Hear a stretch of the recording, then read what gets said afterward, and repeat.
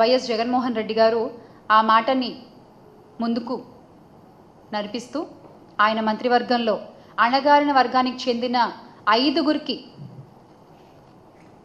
మహిళలకి హోంమంత్రిగా ఆయన అవకాశం కల్పించారు.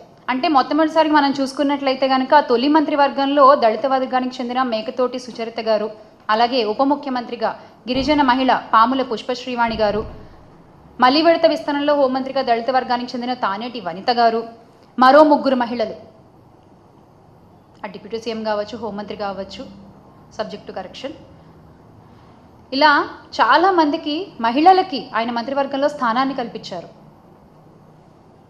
ఆర్థిక, సామాజిక, రాజకీయ వర్గాల్లో మహిళలు ముందుండాలి అన్నటువంటి సదుద్దేశం జగన్మోహన్ రెడ్డి గారిది.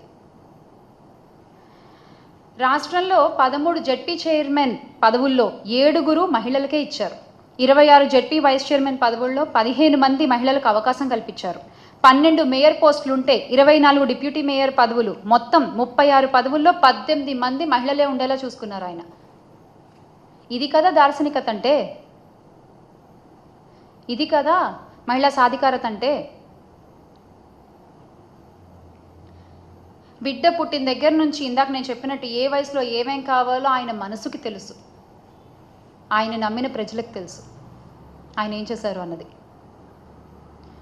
రుణమాఫీలు అని చెప్పిన చంద్రబాబు నాయుడు గారు ఆ రుణమాఫీల్ని ఎగ్గొట్టేస్తే అది కూడా గత ప్రభుత్వమే భరించింది, వైఎస్ఆర్ కాంగ్రెస్ పార్టీ ప్రభుత్వమే భరించింది.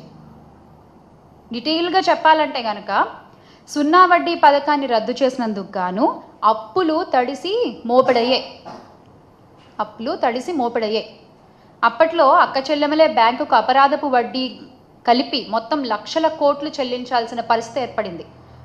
అలాంటి కష్ట సమయంలో పాదయాత్రలో వాళ్ళ కష్టాల్ని స్వయంగా విన్న జగన్మోహన్ రెడ్డి గారు అధికారంలోకి రాగానే ఆ మాట నిలబెట్టుకున్నారు. 2019లో అసెంబ్లీ ఎన్నికల నాటికి రాష్ట్ర బ్యాంకర్ల సంఘం ఎస్ఎల్బీసీ వివరాల ప్రకారం మహిళల పేరిట పొదుపు సంఘాల్లో ఉండే 25,571 కోట్ల రుణాన్ని 4 దఫాలుగా వైఎస్ఆర్ కాంగ్రెస్ పార్టీ ప్రభుత్వమే తీర్చింది. 4 దఫాలుగా ఆ మహిళల చేతికి అందజేసింది. మొత్తం 7,98,395 స్వయం సహాయక పొదుపు సంఘాల్లోని మొత్తం 78,94,169 మంది మహిళల పేరిట అప్పట్లో బ్యాంకుల్లో ఉన్న అప్పుని మొత్తం వైఎస్ జగన్ గారి ప్రభుత్వమే తీర్చింది, వైఎస్ జగన్ గారి ప్రభుత్వమే భరించింది. వైఎస్ఆర్ ఆసరా, వైఎస్ఆర్ 0 వడ్డీ ద్వారా లబ్ధిదారి పొందిన అక్క చెల్లెమ్మలు పొదుపు సంఘాలు తిరిగి మళ్ళీ క్రియాశీలకంగా మారాయి అంటే ఆ ఘనత ఖచ్చితంగా వైఎస్ జగన్ గారిదే, వైఎస్ఆర్ కాంగ్రెస్ పార్టీదే. కానీ ఈ రోజున మీరేం చేస్తున్నారండి? ఏం చేస్తున్నారు మీరు? ఆ భరోసా, ఆ ఆసరా ఎక్కడిస్తున్నారు ఒక మహిళకి?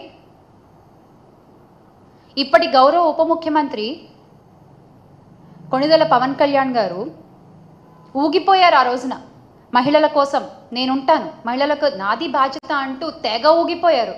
33,000 మంది మహిళలు మిస్ అయ్యారు అంటూ అబద్ధ ప్రచారాలతో రాష్ట్ర ప్రజల్ని ఊపేశారు. ఇప్పుడు ఊరుకున్నారు. ఆయన ఎలా ఊగిపోయారో ఒకసారి మీరే చూడండి.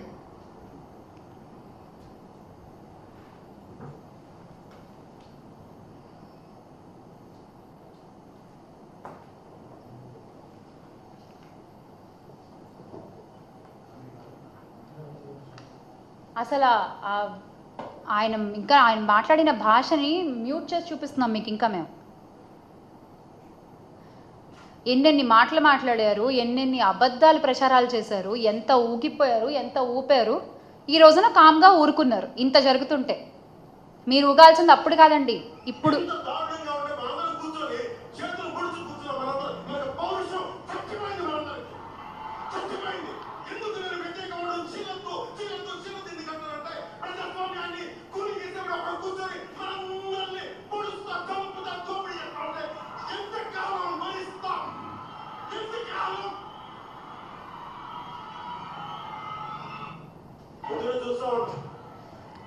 పౌరుషం చచ్చిపోయిందా పవన్ కళ్యాణ్ గారు? ఇన్ని అఘాయిత్యాలు జరుగుతుంటే, ఇన్ని అనర్థాలు జరుగుతుంటే సేమ్ క్వశ్చన్ ఇంకెంతకాలం భరించాలి మేము కూడా?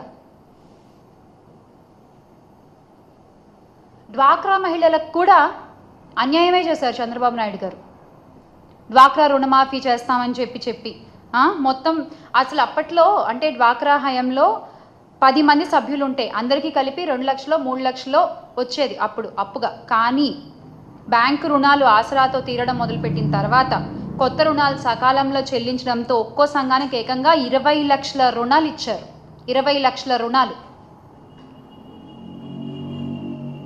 5 ఏళ్లలో ఏకంగా 17,34,074.94 కోట్ల బ్యాంకుల ద్వారా రుణాలుగా పొందారు. అన్ని కోట్లు బ్యాంకుల ద్వారా రుణాలుగా పొందారు డ్వాక్రా మహిళలు. ఎవరు నించున్నారండి డ్వాక్రా మహిళల కోసం కూడా? వైఎస్ఆర్ కాంగ్రెస్ పార్టీయే నించుంది. వైఎస్ఆర్ కాంగ్రెస్ పార్టీయే ముందుకొచ్చింది. కానీ మీరు ఈ రోజున చెప్పే మాటలన్నీ కూడా ఒట్టి మాటలు అన్నమాట. ఒట్టి మాటలు. 50 ఏళ్లకే పెన్షన్ అన్నారు, అది ఒట్టిదే. నిరుద్యోగ భృతి అన్నారు, అది ఒట్టిదే. పెన్షన్లలో కోత పెట్టి మరీ పెన్షన్లు ఇస్తున్నారు. అందులో కూడా మళ్ళీ ఒక మెలిక. ప్రతి మాటలో ప్రతి దాంట్లో ఏదో ఒక మెలిక ఉంటుంది.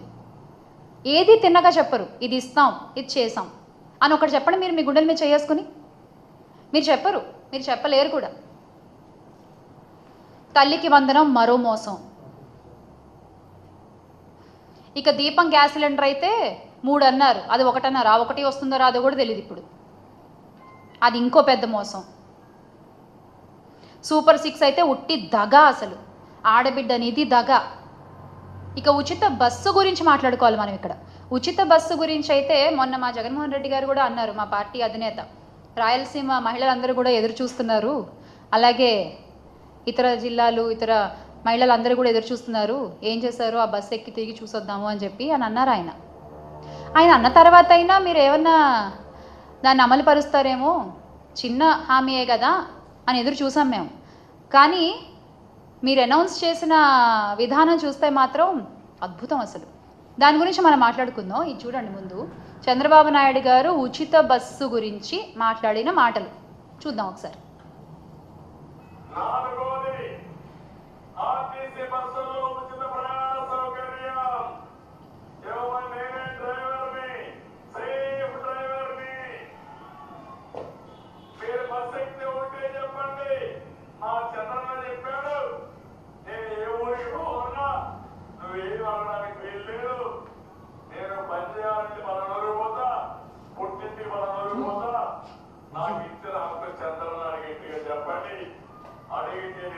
చెప్పండి, ఏమీ భయపడక్కర్లేదు.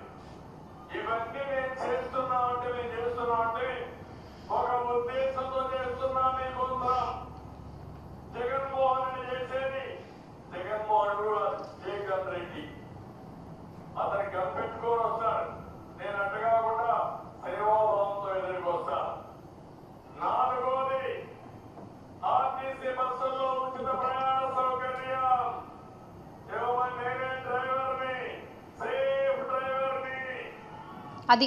అది ఆయన మాట్లాడిన మాటలు. జగన్ రెడ్డి గారు అయినా కూడా ఆ గన్లోంచి వచ్చే ప్రతి బుల్లెట్ కూడా చాలా సూటిగా వెళ్ళి తగులుతుంది. ఆయన నోట్లోంచి వచ్చే ప్రతి మాట కూడా అమలయ్యి మనకు కనబడుతుంది. కానీ మీరిచ్చే మాటలు ఎలా ఉంటాయి అంటే, ఈ రోజున గుమ్మడి సుధారాణి గారు చెప్పారు ఇదే ఉచిత బస్సు కోసం. ఆవిడ ఏం చెప్పారు, ఏ జిల్లాలో ఉండే మహిళలు ఆ జిల్లాల్లో తిరగడానికి మాత్రమే ఉచిత బస్సు అట. ఇక్కడేమో ఈయనేమంటారు, మేము ఈ పనికి ఈ జిల్లా నుంచి ఇంకో జిల్లాకి వెళ్ళాలంటే ఎక్కి చంద్రబాబు నాయుడు గారు నా పేరు చెప్పండి అంటారు ఈయన. కానీ ఈ రోజున అదే కుటుంబ ప్రభుత్వంలో ఉన్న గుమ్మడి సంధ్యారాణి గారు ఆవిడ ఏం చెప్తున్నారు, ఇందాక సభలో, ఇందాకే జస్ట్ ఒక అరగంట క్రితం, ఏ జిల్లాలో వాళ్ళు ఆ జిల్లాలోనే తిరగాలి. ఇది మీరే చెప్తారు, అది మీరే చెప్తారు. మీ మాటలు ఇలా ఉంటాయి. మా అధినేత జగన్మోహన్ రెడ్డి గారి మాట అంటే అది జరిగి తీరుతుంది అంతే. ఇలా ఉట్టి మాటలు చెప్పడం చేత కాదు ఆయనకి. సూపర్ 6 హామీలు, కళ్ళబొల్లి మాటలు. అసలు ఇంత జరుగుతుంటే కూడా ఆ ఊగిపోయిన పవన్ కళ్యాణ్ గారు నోరు మెదపరు. రాష్ట్రాలు తిరుగుతూ గుళ్ళు తిరుగుతూ ఉంటారు ఆయన. అండ్ నిజంగా అంటే అద్భుతమైన ప్రభుత్వం ఇది. ఎందుకంటే సుగాలి ప్రీతి కేసుని అధికారంలోకి వచ్చిన మొదటి నెలలోనే సాల్వ్ చేస్తారు కదా. అద్భుతమైన ప్రభుత్వం ఇది, చాలా అద్భుతమైన ప్రభుత్వం, ఒప్పుకోవాలి. మహిళల కోసం నించునే ప్రభుత్వం ఇది. ఇన్ని కేసులు 16,000 18,000 కేసులు ఉన్నాయని గొప్పగా చెప్పుకుంటున్నారు కదా. ఇన్ని అన్యాయాలు జరిగాయి, ఇన్ని అత్యాచారాలు జరిగాయని చెప్పుకుంటున్నారు కదా. నిజమే, చాలా గొప్ప ప్రభుత్వం ఇది. కానీ ప్రజలకు కావాల్సింది ఇలాంటి ప్రభుత్వం కాదు, ఇలాంటి ప్రభుత్వం కాదు.